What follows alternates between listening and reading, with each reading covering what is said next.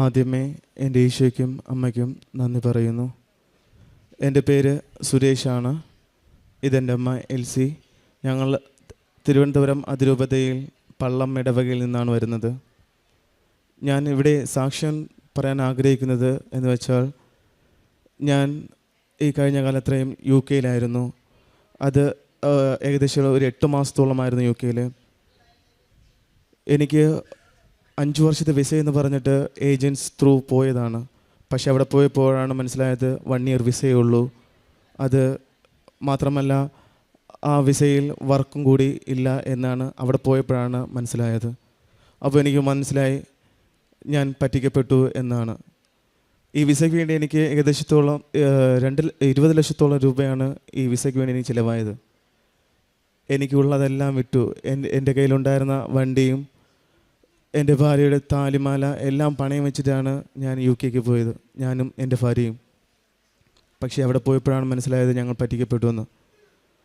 അപ്പോൾ ഏതൊരു വഴിയുമില്ല, മുന്നോട്ട് പോകുവാനോ അടുത്ത് എന്തെങ്കിലും ചിന്തിക്കുവാനോ ഉള്ള ആ ഒരു ധൈര്യം പോലും ഇല്ലാത്ത അവസ്ഥയിലാണ് എൻ്റെ ഭാര്യ പറഞ്ഞു നമുക്ക് മാതാവിനെ വിളിച്ച് പ്രാർത്ഥിക്കാം. പക്ഷേ ഞങ്ങൾ 2 മാസം 3 മാസം തുടരെ പ്രാർത്ഥിച്ചു. യാതൊരു ഫലവും ഉണ്ടായില്ല. എന്നിട്ടും ഞാൻ മാതാവിൽ നിന്ന് അകലാൻ തുടങ്ങിയപ്പോഴാണ് എൻ്റെ ഭാര്യ പറയുന്നത്, ഇല്ല, നമുക്ക് എപ്പോഴെങ്കിലും നമുക്ക് സാധിക്കും, ഈ പ്രാർത്ഥന നമ്മൾ കൈവിടരുതെന്ന്. പിന്നെയും പ്രാർത്ഥിച്ചു. അങ്ങനെ 2 മാസത്തോളം കടന്നുപോയി. ഒരുപാട് ഇൻ്റർവ്യൂകൾ അറ്റൻഡ് ചെയ്തു, ഒരുപാട് കമ്പനി മാനേജേഴ്സിനെ മീറ്റ് ചെയ്തു. എങ്കിൽ പോലും ഒരു സ്പോൺസേഴ്സിനെയും കണ്ടെത്തില്ല. സ്പോൺസർ ഇല്ലാതെ വർക്ക് തരാം എന്നാണ് പറഞ്ഞത്. പക്ഷേ നമുക്ക് സ്പോൺസറാണ് വേണ്ടത്. അപ്പോൾ അങ്ങനെ ഇരിക്കുന്ന സമയത്താണ് നമ്മളെ ഏരിയയിലുള്ള ഒരു ഫ്രണ്ടിനെ കണ്ട് സംസാരിച്ചു. അങ്ങനെ അവരെ കമ്പനിയിൽ ഒന്ന് സംസാരിച്ച് നോക്കട്ടെ എന്ന് പറഞ്ഞു. പക്ഷേ യാതൊരു വിശ്വാസമോ ഒരു ഉറപ്പും ഇല്ലായിരുന്നു അതിന്. പക്ഷേ ഈ സങ്കടങ്ങളെല്ലാം എൻ്റെ അമ്മേനെ ഞാൻ വിളിച്ച് പറഞ്ഞു. അപ്പോൾ അമ്മ പറഞ്ഞു, നീ മോനെ പേടിക്കണ്ട, നമ്മുടെ അമ്മ കൃപാസന അമ്മ നമ്മളെ കാത്തുകൊള്ളും, ഇതെല്ലാം നമുക്ക് ചെയ്തു തന്നില്ലേ. അപ്പോൾ ഇങ്ങനെ ഇരിക്കുമ്പോഴാണ് അമ്മ ഈ ജൂൺ മാസം 12-ാം തീയതി കൃപാസനത്തോട്ട് വരുന്നത്. അപ്പോൾ ഈ വരുന്നതിന് മുമ്പ് അമ്മ എന്നോട് പറഞ്ഞു, മോനെ നിൻ്റെ പാസ്പോർട്ട്, നിൻ്റെ വൈഫിൻ്റെ പാസ്പോർട്ട്, പിന്നെ നിൻ്റെ പഴയ വിസ ഒന്ന് തന്നാൽ ഞാൻ ജോസഫ് അച്ഛനെ കാണിച്ച് ഒന്ന് പ്രാർത്ഥിച്ചിട്ട് ഒന്ന് എന്താണ് സംഭവിക്കാൻ പോകുന്നതെന്ന് ചോദിക്കാമെന്ന് പറഞ്ഞു. ഞാൻ വിമ്മിഷ്ടത്തോടെയാണ് അത് അമ്മയോട് കൈമാറിയത്. അത്ഭുതമെന്ന് പറയട്ടെ, അമ്മ കൃപാസനത്ത് വന്ന് അച്ഛനോട് സംസാരിച്ചു.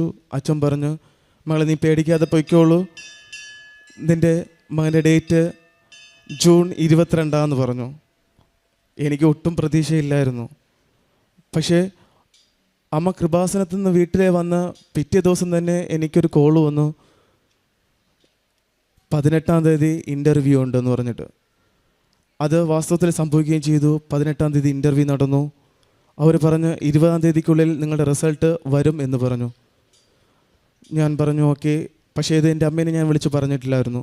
ഞാൻ അമ്മേൻ്റെ അടുത്ത് പറഞ്ഞു, അമ്മ എനിക്ക് ഇതുവരെ വിസയായിട്ടില്ല, ഞങ്ങളിനി എന്ത് ചെയ്യണം, ഇനി വീട്ടിലോട്ട് തിരിച്ച് മടങ്ങി വരിക എന്ന് മാത്രമേ ഉള്ളൂ ഞങ്ങളുടെ ഓപ്ഷൻ എന്ന് പറഞ്ഞു. പക്ഷേ 20-ാം തീയതിയും ഈവനിങ് ആയപ്പോൾ 6 o'clock ആയിട്ടും എനിക്ക് കമ്പനിയിൽ നിന്നുള്ള ഒരു മെയിലോ ഒന്നും വന്നിട്ടില്ലായിരുന്നു. അപ്പോൾ ഞാൻ ആ ഫ്രണ്ടിനെ വിളിച്ച് പറഞ്ഞു. അപ്പോൾ പറഞ്ഞു, ഇന്ന് പ്രതീക്ഷിക്കേണ്ട, 20-ാം തീയതി എന്ന് പറയുന്നത് വെള്ളിയാഴ്ചയായിരുന്നു. സോ നാളെയും പ്രതീക്ഷിക്കേണ്ട, മറ്റന്നേയും പ്രതീക്ഷിക്കേണ്ട, തിങ്കളാഴ്ച പ്രതീക്ഷിച്ചാൽ മതി എന്ന് പറഞ്ഞു. അപ്പോഴാണ് എനിക്കൊരു കാര്യം കത്തിയത്. എൻ്റെ അമ്മ എൻ്റെ പറഞ്ഞു, നമ്മുടെ ജോസഫ് അച്ഛൻ പറഞ്ഞ കാര്യം 22-ാം തീയതിയാണ് എൻ്റെ ഡേറ്റ് എന്ന്.